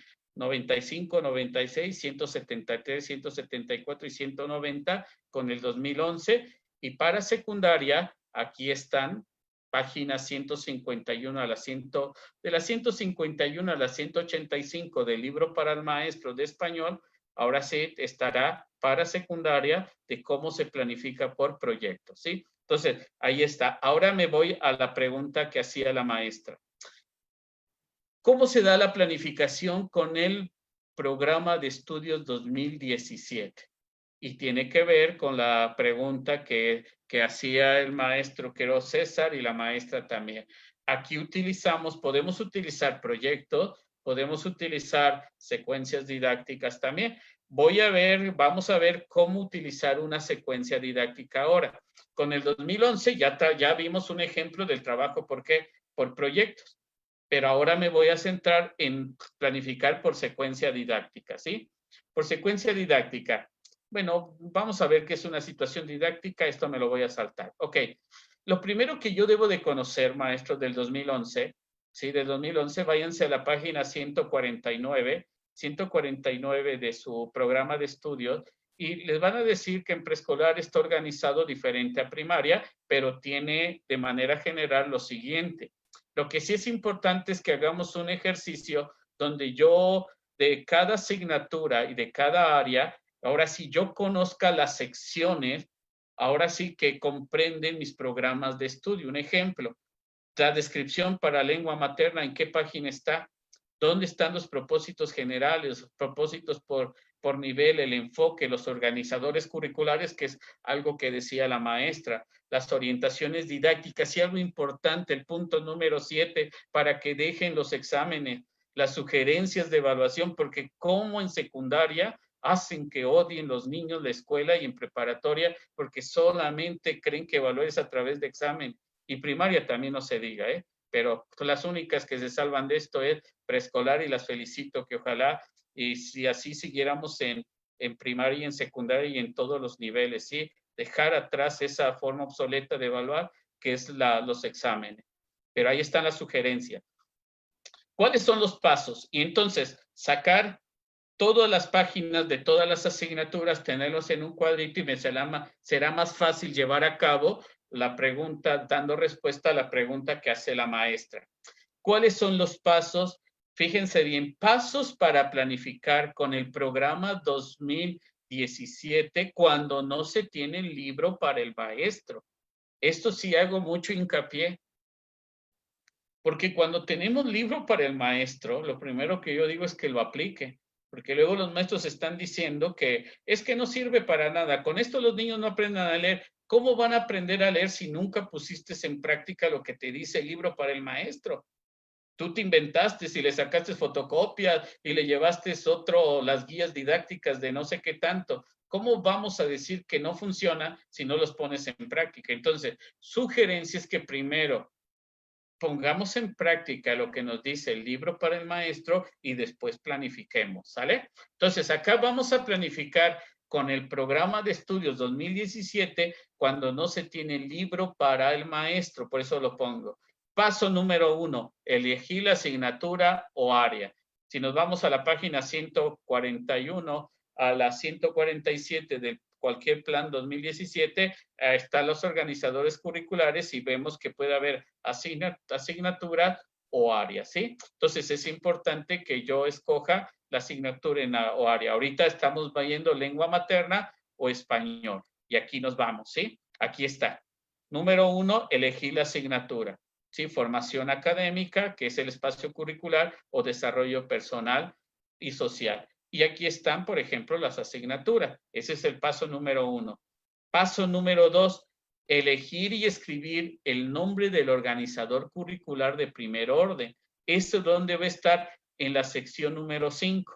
Y en la sección número 5 nos dice, aquí les pongo un cuadro de todos los organizadores curriculares, que lengua materna se comprende. Organizador curricular de primer orden está dividido en ámbito. Organizador curricular de segundo orden, 19 o 20 prácticas sociales de lenguaje, ¿sí? Creo que son 20, aquí me equivoqué, pero creo que conté mal, pero creo que son 20, ¿eh? Aquí voy a cerciorarme de esto, aquí puse 19, pero creo que son 20, pero bueno, ahí estamos, son entre 19 y 20, ¿sí? Una vez que yo ya tengo este conocimiento, ahora sí me voy a elegir y escribir el organizador curricular de primer orden. Y en español puede ser, si yo estoy en preescolar, puede ser organizador de primer orden, es lo que está en color que azul, ahora sí, azul o verde, por ahí, dependiendo de cómo esté ahora sí, los colores en su computadora. Y tenemos organizador de primer orden, oralidad, o estudio, o literatura, o participación social. Ese es el paso número 2. Paso número 3. Una vez que yo ya tengo el organizador curricular de primer orden, ahora sí voy a elegir el organizador curricular de segundo orden, que debe corresponder al de primer orden. Por ejemplo, si yo agarro los organizadores curriculares de segundo orden, son las prácticas sociales del lenguaje que están en color lila o que en esta parte aparecen en el cuadro que dice prácticas sociales del lenguaje. Ese es el paso número 3. Paso número 4. Elegir y escribir escribir el aprendizaje esperado o indicador de logro. ¿Por qué escribo el indicador de logro? El indicador de logro se refiere a la asignatura también al área de educación socioemocional, por eso lo pongo ahí, por eso digo que es para cualquier asignatura. Pongo el aprendizaje esperado, ¿sí? En este caso, ya tengo mi aprendizaje esperado, ámbito, estudio. Prácticas, organizador curricular de segundo orden, comprensión de textos para adquirir nuevos conocimientos. Aprendizaje esperado, selección de textos para escuchar su lectura y todos los que son los componentes de que son los que me van a dar paso para ver el logro del aprendizaje esperado. Tengo que escribir todo esto, ¿sí? Pero es importante que ya tengo el paso número, ¿qué? Número 4. Ahora, para diseñar las actividades de aprendizaje, ¿sí? Es importante que nos dicen aprendizajes clave, que debemos de tomar en cuenta que existen actividades puntuales, que son actividades que se realizan 1 o 2 veces al año, tienen una duración limitada, se pueden relacionar con el contenido de otras asignaturas, ¿sí? Actividades recurrentes, se puede trabajar por proyecto, que dice que la duración es variable, puede durar 1 semana, como elaborar la reseña de un material leído, o varias semanas. Por eso ahí va a depender del ritmo de aprendizaje de sus estudiantes, o secuencias didácticas. Entonces, el paso número 5 es elaborar las actividades, y ahí yo tengo que pensar en todo esto. Voy a tomar en cuenta actividades permanentes, actividades recurrentes, y tengo que pensar, planifico a través de un proyecto, o diseño un proyecto, las actividades a través de un proyecto, o diseño a través de una secuencia didáctica. Esa es la decisión del maestro, ¿sí? Vamos a ver que yo decido, como ya conocimos trabajar por proyectos, ahora yo decido, ¿sí? Trabajar por secuencia didáctica. Vamos a ver la secuencia didáctica. Acuérdense que toda secuencia didáctica, aquí está todo lo que hemos venido a hablar, la asignatura, organizador curricular de primer orden, de segundo, el aprendizaje esperado y los descriptores de logro, la secuencia de actividades, y aquí es donde voy a escoger o un proyecto o una secuencia didáctica. Acuérdense que la secuencia didáctica, ahorita me regreso acá, ok, tiene que ver con esto. Si la secuencia didáctica tiene 3 etapas, debe de tener un inicio, un desarrollo y un cierre. Toda secuencia didáctica debe de tener esto, y debe de tener 7 momentos didácticos. ¿Cómo vamos a rescatar conocimientos previos con respecto al tema que estoy hablando o que voy a trabajar o a construir?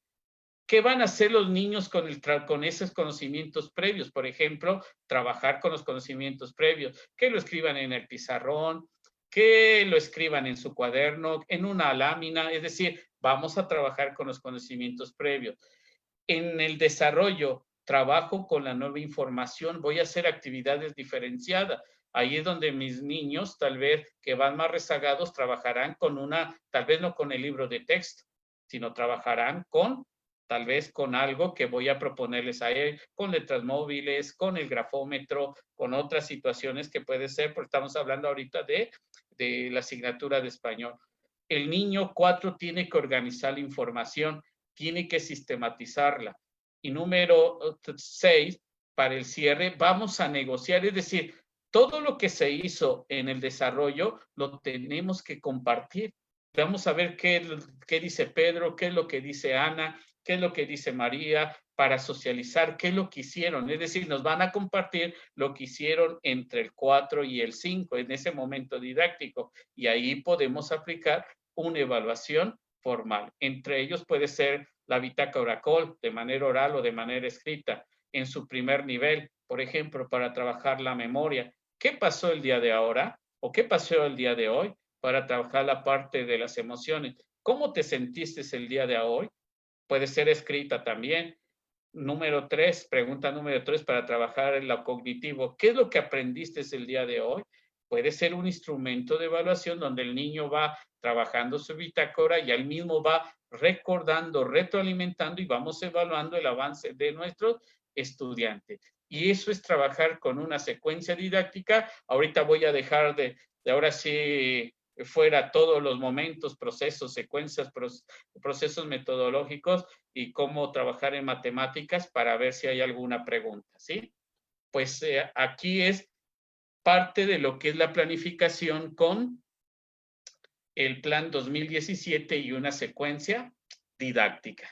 No sé si haya alguna pregunta, ya se va a terminar el tiempo. Lo bueno es que ahora no tengo reunión, mañana sí, pero ahora no. No sé si tengan ustedes tiempo, pero si hay alguna pregunta.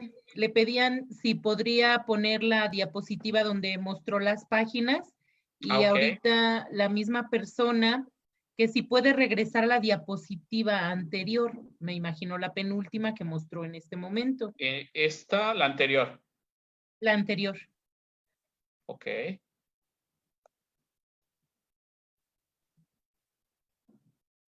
Mañana voy a iniciar para multigrado, ¿eh? No sé cuál sea. ¿Esta?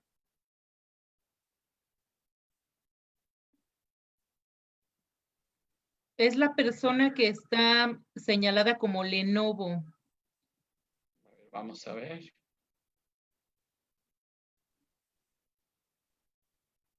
Ajá, maestra y bueno, o maestro. Ajá.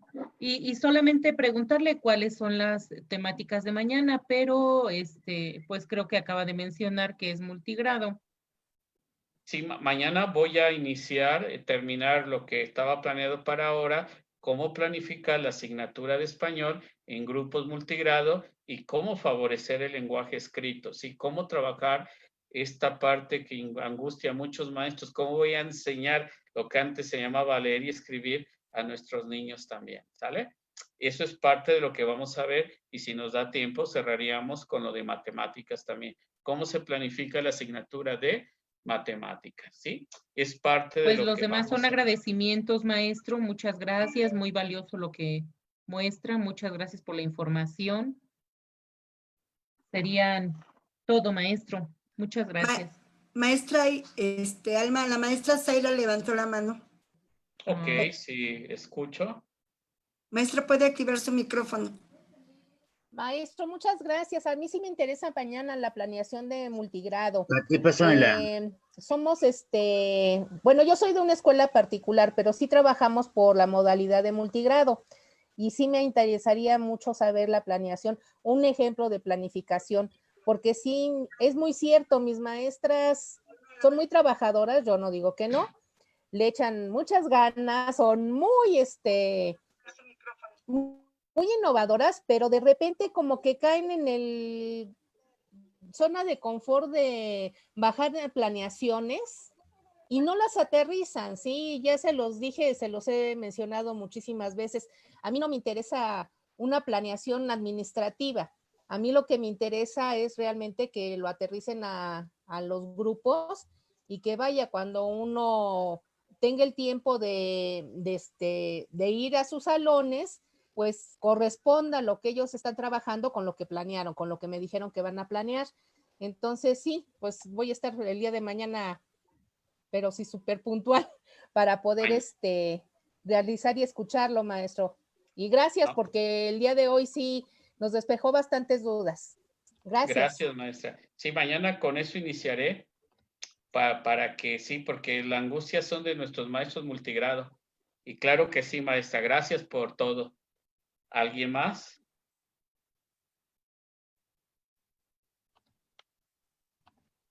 Yo no observo a alguien que levante la mano. Ok, creo que Maestra, vamos. buenas tardes. Mi nombre es Xochitl Naxeli Martínez Hernández. Soy directora y pues tengo funciones también como maestra de multigrado y la verdad esto nos está ayudando bastante.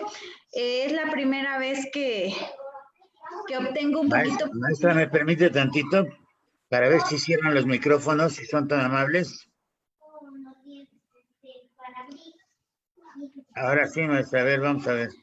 Sí, le decía yo que es la primera vez que obtenemos un poquito más de información acerca de lo que es el multigrado. La verdad, es mi segundo ciclo escolar que estaremos trabajando y esta vez pues se viene todo el reto de en línea.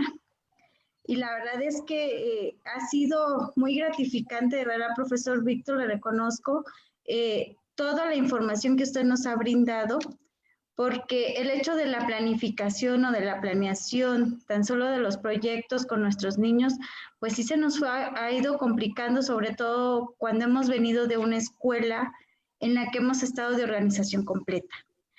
Esto de verdad que es muy, muy interesante, de verdad. Muchísimas gracias y muchas felicidades a usted, al maestro Aquiles, perdón, y a todos los maestros, de verdad, muchísimas gracias. Esta información de verdad que nos ha ayudado bastante.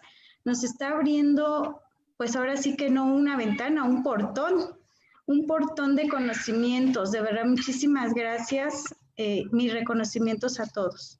Muchas gracias. Gracias, maestra.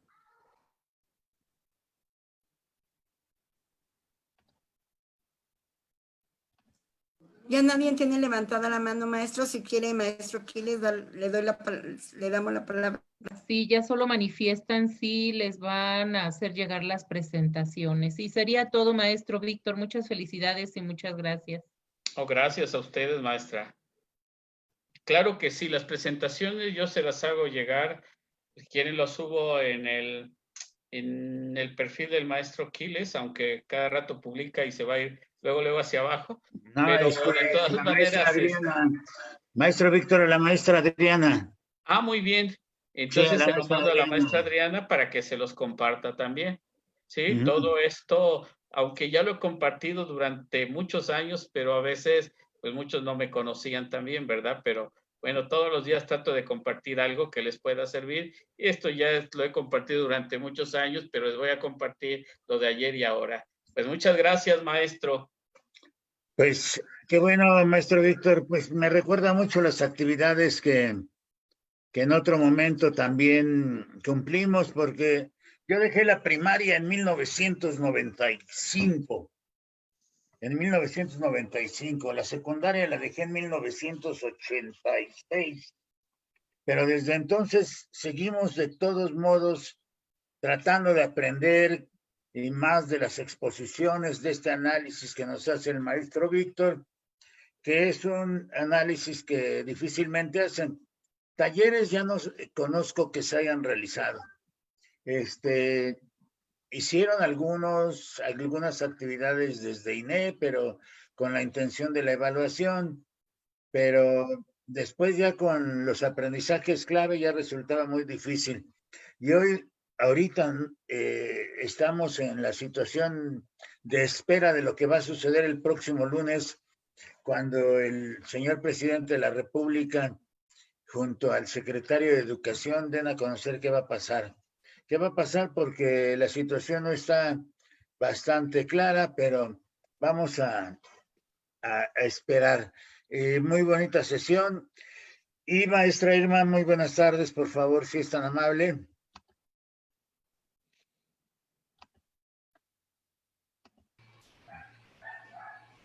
Ok, maestro, pues agradecerle nuevamente al maestro Víctor por tan interesante ponencia. La verdad, maestro, muy importante.